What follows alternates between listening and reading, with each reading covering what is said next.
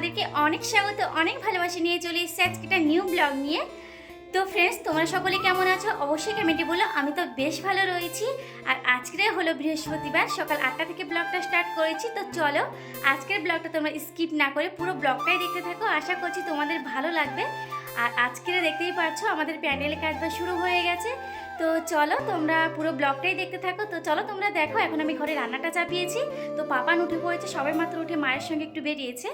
কোথায় গেছে হয়তো নিমন্ত্রণ না হলে ঠিকঠাক জানি না, তো বলতে পারছি না। তো চলো ওর বিছনা খাতা এখন তুলবো, আর কি রান্না করছি সেটাও তোমাদেরকে দেখাবো, আর প্যান্ডেল কতটুকু কি হচ্ছে সেটাও তোমাদেরকে দেখাবো। তো চলো তোমরা দেখো। তো প্রথমে বন্ধুরা দেখো, আমি এখানে রান্নাটা চাপিয়েছি। তো এখানে আজকে আমি রান্না করব, ডাল করব আর উচ্ছে আলু ভাজা করব।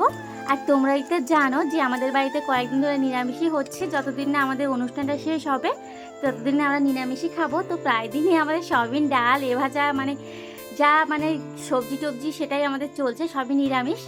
তো দেখতেই পেয়েছো আমাদের প্যান্ডেলের জিনিস চলে এসছে। তো আজকে আপাতত বাঁশ টাস খুঁটিগুলো এগুলো বাঁধাবাঁধি হবে। কাল থেকে হয়তো প্যান্ডেলটা বাঁধা, কাপড়গুলো বাঁধা হবে, আজকে শুধু বাঁশগুলোই বাঁধা হবে। তো তোমরা দেখেছো। আর তারপরে চলে আসলাম, পাপান উঠে পড়েছিল বিছনাটা তোলার জন্য।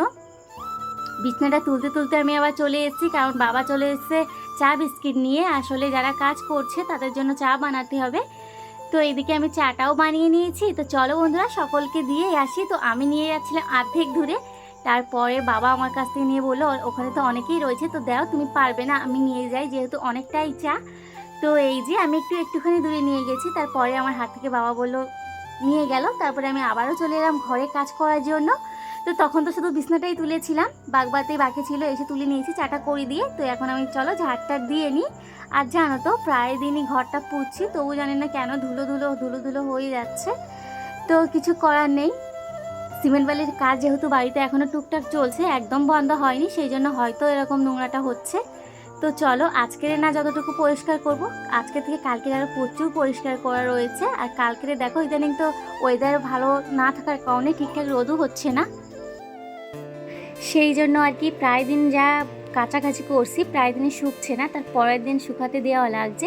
তো কিছু করার নেই, কিছু তো আমাদের হাতে নেই, তাই না বলো। তো চলো এগুলো আমি এখন নিয়ে যাব, যতগুলো নিয়ে নিয়েছি, যেগুলো শুকনো ছিল নিয়ে এসছে। আর এইদিকে দেখো ঠাম্মি পুজোটাও সেরে নিয়েছে। আর একটা জিনিস দেখো, আমাদের যে পুজোর জিনিসগুলো নিয়ে আসছে, যা কেনাকাটি আমাদের হচ্ছে বাজার ঘাট পুজোর, থালা বাসন থেকে শুরু করে সবই এই একটাই কামরার ভিতরে রয়েছে। যেহেতু পাপান খুবই দুষ্টু, তোমরাও জানো, এখানে ওখানে ছুটবে, সেই জন্য। আর তারপরে আমি চলে আসলাম ঠাকুরের কিছু বাসন বের করার জন্য। তোমরা তো দেখেছো আমার বাড়িতে লক্ষ্মী পুজো হোক, কার্তিক পুজো হোক, তো আমার পুজোর জিনিস প্রচুর রয়েছে। আমি একটা একটা করে কিনেছি, চুল দিয়ে বলো, এমনি বাজার থেকে বলো। তো কিছু পুজোর জিনিস বের করছি, কাঁসারগুলো সবই বের করব, আর কিছু স্টিলের বের করব। তো মা বললো কাঁসারগুলো যখন বের করছিলাম বললো শুধু স্টিলেরগুলো এখন বের করো, কাঁসারগুলো দিনের দিন বের করে নেবো। তো এখন দেখো আমি স্টিলের থালা বাসনগুলো সব নিয়ে নিচ্ছি, যে দেখতেই পাচ্ছ। তো চলো এখন ওই যেখানে ঠাকুর রয়েছে আমাদের রাধাকৃষ্ণ সেখানেই রেখে আসবো, কারণ ঘরে কোথাও রাখবো না। এগুলো রাখার একটাই কারণ, সব ধুয়ে টুয়ে পরিষ্কার হবে, সব এক জায়গায় রাখবো, সেই জন্য একটা চিন্তাটা মাথা থেকে যায়, সব যদি এক জায়গায়ই থাকে। তো চলো পাপানকে এখন কিছু খেতে দেবো। এই যে দেখো আমার পাপানটা না এই বাড়ির কাজের জন্য ঠিকঠাক টাইমে খেতেও দিতে পারছি না। তো আমার সোনা বাবাটার খুবই খিদে পেয়েছে, একা একাই তুলে খাচ্ছে, দেখতে পাচ্ছ আমার দেওয়ার আগে থেকে। তো ওকে খাইয়ে চলে আসলাম দুপুরে রান্নাটা করার জন্য। আর মা গেছে একটু ভিক্ষে করার জন্য, যেহেতু তোমরাই তো জানো ভিক্ষে না করলে কোনো দিন রাধাকৃষ্ণের পুজো হয় না। তো এই যে আমার রান্নাটাও হয়ে গেছে, আর মাও চলে এসছে, এই যে দেখো। আর পাপান তো খুবই কান্না করছে, কারণ কেন যাওয়ার সঙ্গে নিয়ে যায়নি। তো বলো তোমরাই বলো, সম্ভব বলো নিয়ে যাওয়া, কারণ রোদ্দুর হচ্ছে, মাঝে মধ্যে কখন আবার বৃষ্টিও পড়ছে। তো যাই হোক, এই যে মা ভিক্ষে করে এনেছে, মানে খুব একটা দূরে যায়নি, আশেপাশে থেকে কয়েকটা ঘর। যাই হোক চলো পাপানকে এখন একটু ঘুম পড়িয়ে দিই, পরে তোমাদের সঙ্গে দেখা করছি। A few moments later. Friends, তো চলে এসেছি পুরো বিকেলবেলায় আবার তোমাদের সঙ্গে কথা বলার জন্য। আর তোমাদের দাদাভাই সবাই মাত্র বাড়িতে এসছে, এখন 5টা বাজে, ও এখন এসছে বাড়িতে। তো আমরা এখন কেউ খাইনি, খাবো। তো মা তো দেখেছো নিমন্ত্রণ করে এসে আর বিক্রি করে এসছে। তো কয়েকটা বাড়ি বাকি রয়েছে, তোমাদের দাদাভাই আর আমি এখন বেরোবো দুটো খেয়ে। তো চলো তার আগে টুকটাক কাজ আছে সেগুলো সেরে নিয়ে তারপরেই যাবো। তো চলো তোমরা দেখতে থাকো।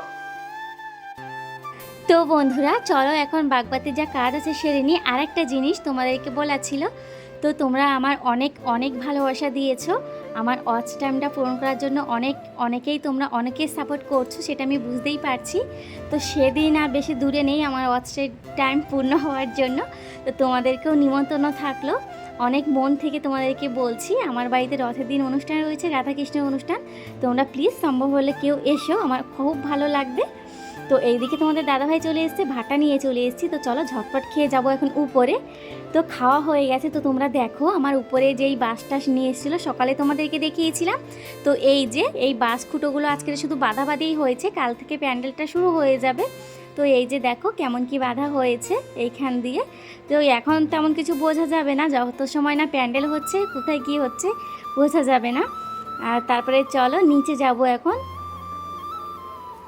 তো এই যে হলো আমার তুলসী মন্দিরটা, দেখতেই পাচ্ছ কমপ্লিট হয়ে গেছে। শুধু বালতিটা তোমাদের দাদাভাই আজকে সরিয়ে ফেলবে। তো চলো আমার পাপানার আমি বেরিয়ে পড়েছি। বলেছিলাম আশেপাশে কয়েকটা ঘর রয়েছে, আসলে মা নিমন্ত্রণ করতে গেছিলো, তখন ওনারা কেউ 2-1টা ঘরে কেউ বাড়িতে ছিলেন না, হয়তো তখন ঘুমিয়ে পড়ছিলেন যেহেতু দুপুর হয়ে গেছিলো। তো এই যে একটা কাকিমাদের বাড়িতে চলে এসেছি। আগে থেকে আমরা 2টো বাড়িতে নিমন্ত্রণ করে নিয়েছি, তারপর এই কাকিমাদের বাড়িতে নিমন্ত্রণ করে নিয়েছি। তো ফ্রেন্ডস চলো আমি একটু রেডি হয়ে নিই। তো বন্ধুরা রেডি হয়ে একদম চলে এসেছি তোমাদের একটা দাদাভাইয়ের বন্ধুর বাড়িতে। এর আগে আরও 2-3টে বন্ধুর বাড়িতে গেছিলাম, তখন তো ভিডিও করা হয়নি। তো এই দিদিভাইটার বাড়িতে এসেছি, ভিডিও করছি। তো এই দেখো আমার পাপান মানে যেই দাদাভাইটার বাড়িতে নিমন্ত্রণ করতে এসেছি, ওনার 2টোই মেয়ে। তো এই যে একটা পুচকি সোনা মামা এখানে ঘুমোচ্ছে, আর একজন তো বসে রয়েছে। তো এতে শুধু পিটপিট করে তাকাচ্ছে, বলছে কে নতুন মানুষটাকে, সেটাই দেখছে। তো যাই হোক দিদিভাই এই কিছু জল খাওয়ারের ব্যবস্থা করেছে, তোমরা দেখতেই পাচ্ছ। তো যাই হোক চলো খেয়ে দিয়ে নিই। তো চলে আসলাম এবার মাম্পিদের বাড়িতে বলার জন্য। তো মাম্পি তো আজকে মুখ দেখাতে চাইছে না, তো চলো এদের বাড়িতে বলে আজকে বাড়ি যাব। আর আজকের মতন ব্লগটা আমি এখানে শেষ করছি। তো চলো সবাইকে good night, bye bye, tata.